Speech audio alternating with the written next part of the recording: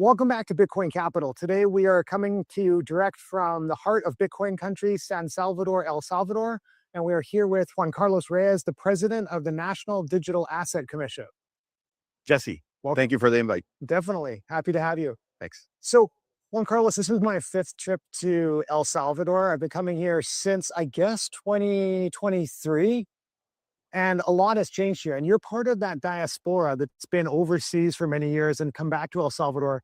From your perspective, how has El Salvador changed over the last couple of years? Good question. I think that change, it's probably not the correct word. It's more of a transformation, that unprecedented transformation is what I would refer to it as. I left El Salvador young. I left during the war in 1990s. We pretty much had a rock through a window that say leave today or die tomorrow. So we chose to leave. We immigrated to Canada and we grew up in Canada. So El Salvador first was ravaged by the war. After the war was over, the peace talks with the guerrilla group at the time became a political party. That's when the gangs started moving in. So that's when all the criminality from the States was set back. All the people in the jails and the gang violence became even more brutal than the war. So El Salvador for the past 30 years has been a country that has suffered.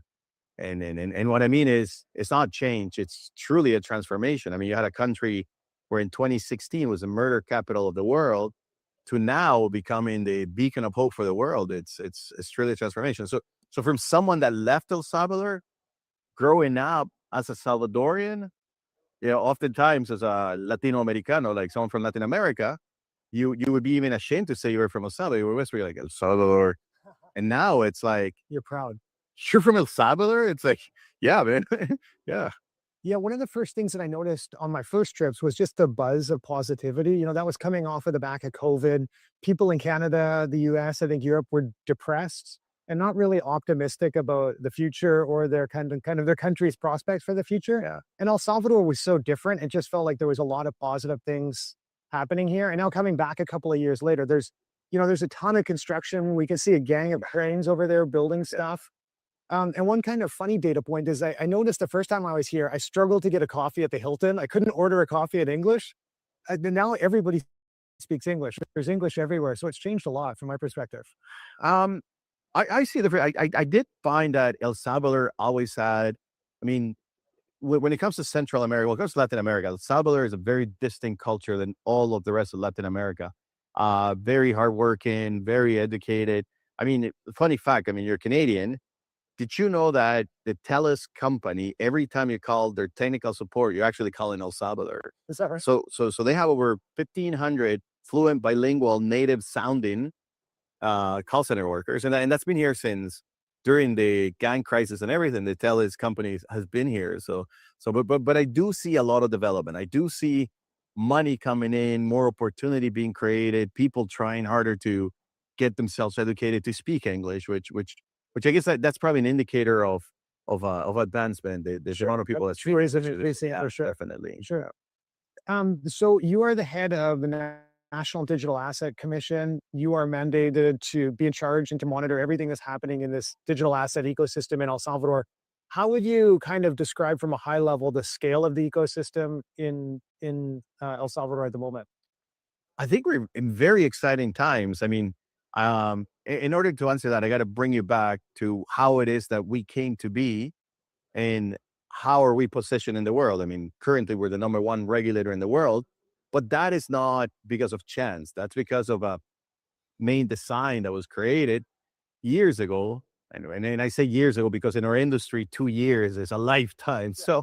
So going back to the legalization of Bitcoin in the country, to me, the most valuable experience that the country received from legalizing Bitcoin, from adopting Bitcoin, was to understand that this financial instrument is not a traditional financial instrument. And I mean, that sounds easy to say, but best way to think about it in the narrative that I use is, if tomorrow you were to get a car, switch cars. If you get an electric car, to you it's a car. It's got a key, 4 wheels, go point A, point B. However, if you bring that car to the mechanic, mechanic's going to have a heart attack because an electric car is a computer programmed to behave like a car. Digital assets, including Bitcoin, is a computer program programmed to behave like a financial instrument, but it's still a computer program. So the biggest realization that we had in El Salvador was the fact that digital assets are not per se financial instrument. Although they behave like financial instrument, and although we need the financial supervisors, regulation, we also have to understand the technology and the intricacies behind it. So in 2022, we realized that 2023 created a law, the law of emission of digital assets, and created the Commission of Digital Assets, which took pretty much carved out all regulation and supervision from the central bank and the superintendents, and created this own entity specifically focused to regulate and supervise digital assets. Now, this is a realization that in the next 3 years or maybe 5 years, countries are going to begin doing and making. I mean, thanks to the push by President Trump in the United States, it has changed from night to day. Like now, the SEC and everyone else is proactive about how to do this, but the conversation is just beginning there. Yeah. Our conversation began 2020, 2021 adoption, forward 4 years, and we are 2026. So we are 4 or 5 years more advanced than every other country. So how does that help us to become number one regulator? Well, one is our team. Everyone in the commission, if you're working at the commission and you make your 3 months provision period, you are paid for by the commission to take a postgrad in crypto. So everyone in the commission has at least a postgrad in crypto. That means that everyone understands the technology in general. Everyone has to understand whether you're a Bitcoiner or not. You have to understand how Bitcoin works because that's foundation of blockchain technology and all this digital asset industry, right? So we have a highly specialized team that understands the industry, and that's how we've been able to collaborate with large companies like you guys, BitFinex. I mean, remember the stressful times when you guys were getting your license, and it's because although yes, you have all this knowledge and expertise in the commission, we verify everything. We don't trust everything's verification. Make sure that every I is dotted, every T is crossed, and I mean you remember that time. So yeah. Yeah, and I think El Salvador took a really interesting approach. I think a lot of bigger markets are trying to fit Bitcoin, digital assets, stable coins, tokenized securities into existing regulations, and the tokenized securities into securities regulations. El Salvador took a different approach, I think. Like you mentioned, the carve out from the securities regs and kind of thought, like, what should this look like? Like now that we know the technology that exists today in 2026, what should this look like? Do we need depositories? Do we necessarily need custodians? What are some of the roles that we can streamline? I think that's another unique opportunity here is you guys had a chance to look at the technology and then decide how you could streamline the industry. Yeah, I mean, we're still in the early age of corporate and institutional adoption. I mean, the world, at least our world, waited to see what would happen with the Clarity Act in the United States, which it would put the United States back in almost 2022, 2023 of El Salvador, to actually have some clarity in the industry. What where the industry is going and how we're going to be building the rest of the ecosystem in El Salvador, it's hard to say because financial markets are coming into tokenization. They realize the New York Stock Exchange has made a big announcement. Sure. Look, we're introducing blockchain. And that's not because they believe in the technology. I wrote a piece recently. It's a Kodak moment. Kodak understood that their industry was going to die, or they were told. They're like, no, we're too big to fail. Guess what? No one knows about Kodak now. At least my generation doesn't know what Kodak is. Yeah. And that's what blockchain is going to do to all these exchanges, to the traditional financial industry. Blockchain will come and completely change the game. And El Salvador right now is positioned as the only country that has clear rules with years of experience doing regulation and supervision in digital assets. Yeah, I would say that El Salvador still has a bit of an edge, though. Like you look at what the major jurisdictions are doing, and you look at what like the big TradFi players are doing. Even the NYSE, like it's not clear to me that what they intend is for you to be able to take your Bitcoin or your digital assets off the exchange, self custody it, move it peer to peer. So I think there's still a little bit of smoke and mirrors going on. And I'm not sure if it's actually tokenization. And what we're doing here in El Salvador, I think, is much more clearly like leveraging kind of the processes and the system that people are used to with USDT and Bitcoin, and then layering that kind of regulatory framework and that peace of mind on top of it. Jesse, I'm going to have to put you in the spot right on camera. I could tell you missed my chat yesterday. Yeah. Because this is exactly the same conversation I was trying to explain, the point that I was trying to get to. Look, let's be realistic. The world moves at a slow pace, and the movers, the decision makers, Yeah. are a generation ahead of us, which means they're much older. They don't understand this technology yet. Yeah, young So- go-getters like me and you. Well, we're the ones trying to push this thing, but the guys that make the decision usually, I mean, so why is the dollar still king when we know the fiat-backed economy should have failed a long time ago, et cetera, et cetera? We're still going to have a fiat-backed economy. And if you're seeing where things are going with gold prices reaching 5,600, et cetera, people are starting to flee into stronger assets, which for gold, hopefully eventually we'll get into Bitcoin, but it's not going to happen overnight. I mean, and you can see that by Bitcoin right now being 76,000, it's bringing tears to my eyes. But I think when it comes to your point of, are really New York Stock Exchange going to implement blockchain internally and really going to use it to its full advantage? No. I mean, they're going to start testing the waters, and it probably took a lot of young people trying to convince them to tell them, look, this is what we got to do. But I think those exchanges and the traditional industry that's really going to survive this economic apocalypse that's coming, this change that's coming, are really going to have to embrace newer technologies. Yeah, definitely agree. And in terms of like the assets that are being issued in El Salvador, I think there's a real bias across the industry towards fixed income products that we haven't seen as much equity come to market. What are you seeing people tokenize in El Salvador? Yeah, I mean, the market correct itself. So as liquidity comes in, as we find pools of money coming in, it tokenization just makes more sense, more transparent. You can see where your money is. You're not trusting just an accountant telling you, look, this is the check and balances. Everything is transparent, right? So what I think is eventually, as better products, I mean, the initial products are testing the water products. And I think that's the stage that we're at right now. It's still testing the waters.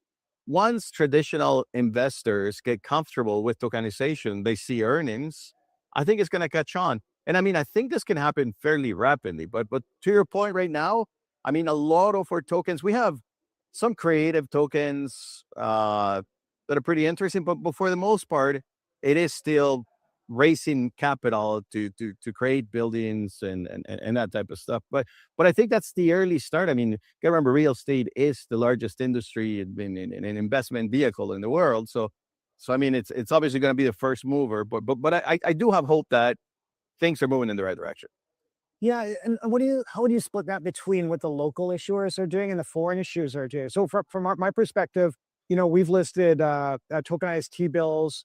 We've listed the Blockstream Mining Note 2, which is a tokenized hash rate contract. We have public equity, US public equity that will be done in El Salvador, some funds. None of this is kind of like stuff on the ground in El Salvador, and these are all from foreign There's issuers. this other latest token about nickel too that's being approved, right? Yes, there's Yeah. that as well. So But there's very creative stuff. there's creative stuff, but it's not stuff on the ground in El Salvador. And what I'm noticing when I talk to Banco Atlantida and some of the other players in the industry domestically is they're doing a lot more real estate. Yeah. So the local people, the foreigners are doing kind of more kind of financial products, and then there's like the real world real estate stuff that's being done here by local investors and issuers. I think what's going to happen is as Bitfinex grows, gets more boots on the grounds. We're not listening to you coming 5 times.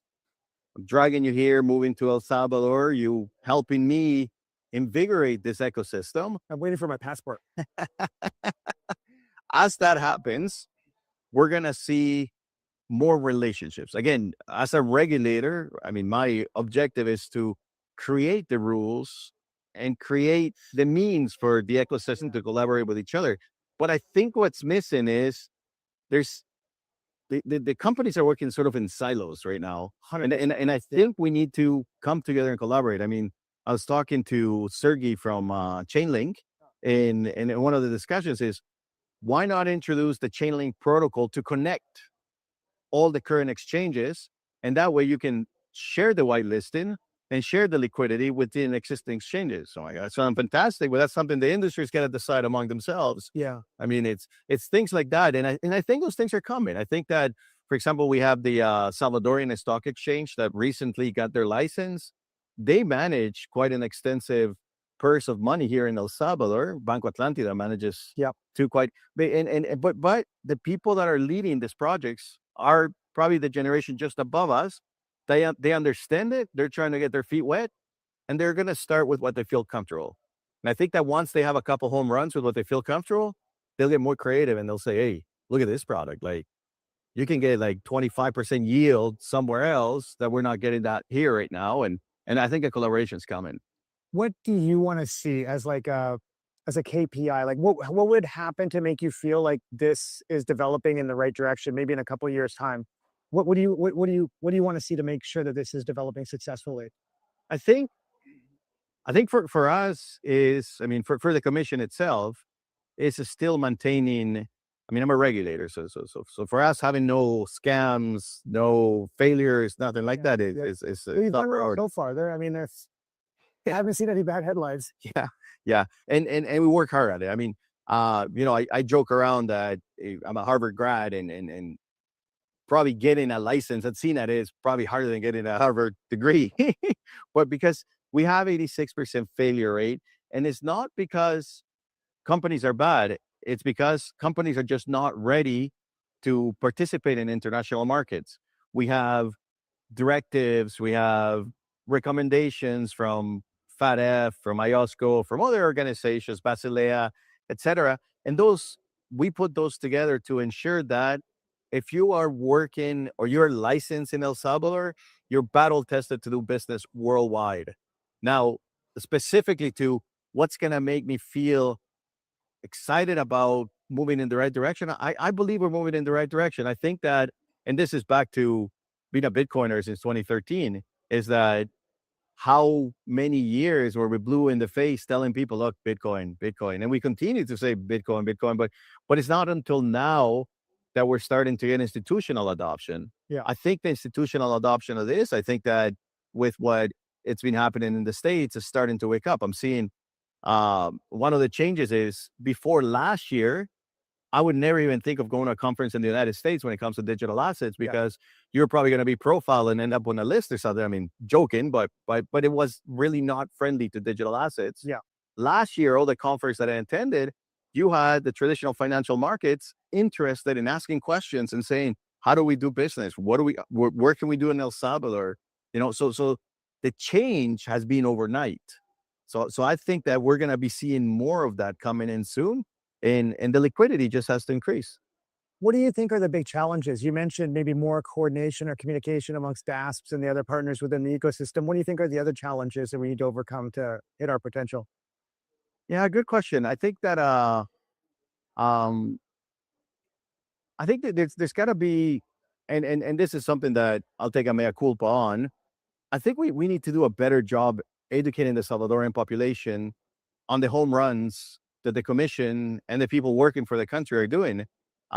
Anywhere outside of El Salvador, what we have done in El Salvador is revered. Here in El Salvador, people are like, "Who are you guys again?" And it's partly, I mean, we can only blame ourselves for not doing enough of a job communicating what we've done.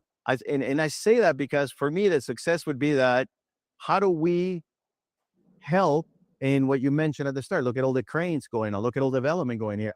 How do we translate all the efforts of the work that we're doing into value added to the Salvadorian population? Yeah. Because that's what we're here for. I mean, that's my philosophy is everything that I do is how do we make this the best place for Salvadorians to come back and continue to grow? I mean, how do we turn this into Switzerland, but more like a lifestyle in Singapore? And you mix it all together and you get the perfect country, which is El Salvador. Yeah, I think the key metrics, I think, are probably still like, are we building things? Are we creating jobs? Are we like being accretive to the economy? I think, yeah, that's what I would say is the key metrics if you look forward a couple of years. Yeah. Yeah. And what gets you excited about the about 2026? We just started the year off. What are you looking forward to in the next 12 months? Plan B, man. Just kidding. You know what? I get excited about this event. It's fantastic that a lot of my friends from Argentina, from all over the world are here. For 10 years, we've been attending events worldwide, and we're like the outcasts, the same people that show up. I always show up in a suit because I'm a business person. But it's exciting to start the year off with a great event and the excitement that this event has. I mean, even the event you guys put together, BIPINX. Oh, what a ton of people. It was our biggest one. Yeah. Yeah. No, it's pretty exciting. And to see institutional interest to this. I mean, that's really what's got me excited. I think 2026 is going to be a very transformative year. From the time I started with the commission, during that time we were going through FATF mutual evaluation, which it's a strenuous process. What I realized is that the traditional financial industry, and particularly FATF, they didn't have many experts that understood digital assets. In the conversations, I was trying to explain to them that, look, El Salvador has the law says that if you don't have a license, then you're breaking the law. So you really can't commercialize digital assets here without the approval of the commission. And every third question would be like, how about Tornado Cash? And I'm like, again, El Salvador has, and on and on. So I think for me, I started the process of trying to collaborate with other countries. So going back to my analogy about the electric car, well, all the mechanic of the traditional car in the financial sector, so the mechanic of the traditional financial industry is still central bank, the superintendents, and now they're faced to fix electric cars. They're faced to deal with digital assets. So what we do, we spend a lot of time collaborating with other countries, signing MOUs, sharing information to try to show them how we took employees from the superintendent's financial industry here, from central bank, from other financial sectors, and turn them into digital assets experts. And it's a journey. So we share that journey with many countries, and the vision would be to share MOUs from Argentina all the way to Canada, all of America. We have international too, Africa, Canada is doing a digital asset commission. And What- where you? we collaborate with the Security Exchange Commission, Ontario Security Exchange Commission. Yeah, I mean we are Brings eternal. as superintendents, when we see criminality, we contact and share information with each other. We have confidential agreements to share information and everything. At the end of the day, stopping criminality in this industry is an effort of everyone that cares about the industry. Sure. Yeah, but in terms of adopting your approach to digital assets, our hope was that El Salvador would be a proof of concept. And after talking to our panel yesterday with Rocello from Brazil and Fernando from Paraguay, it sounds like you're making some traction there regionally. I know you've had a lot of interaction with our friends at the AIFC in Kazakhstan. So other jurisdictions that are already deep down the road in digital assets are also talking to you guys and asking to you about your experience as well. Yeah, I think that El Salvador was in a unique position. We have the Houdini of politics. We have the guy that makes good leadership. Exactly. I mean, good leadership is an understatement. I mean, what he's been able to do is nothing short from magical. And I think that you need to have that in order to really be able to make change, because the commission exists because we were able to have a law that make the changes of laws and regulations that existed for over 100 years. And I mean, El Salvador is a small country. Now, if you think of Brazil, Argentina, the regulations, central bank, the superintendents, they're entrenched in history and law. And for them to change is, I mean, with some of these countries, just to have a meeting to talk about an MOU, it's a lengthy process just to have the meeting, not talk about the MOU. So it'd be a while before those countries catch up. The people that are leading these things, they see it. I mean, we had the Central Bank of Brazil a few days ago here, some workers of the Central Bank. And once we showed them everything that we did, they were like, oh my God, no one's put it this clear to us. And the same thing with some guests that we had from Taiwan. We share with them what we did, and it's very unique. But because we had a law that allows us to create regulation, and we also had myself, that I come from the industry, and I was able to use my traditional financial industry expertise mixed with the love for digital assets and create what we have today. Well, that's great. Don't want to take up too much of your time today, Juan Carlos, but I appreciate you making time to speak with us today. No problem.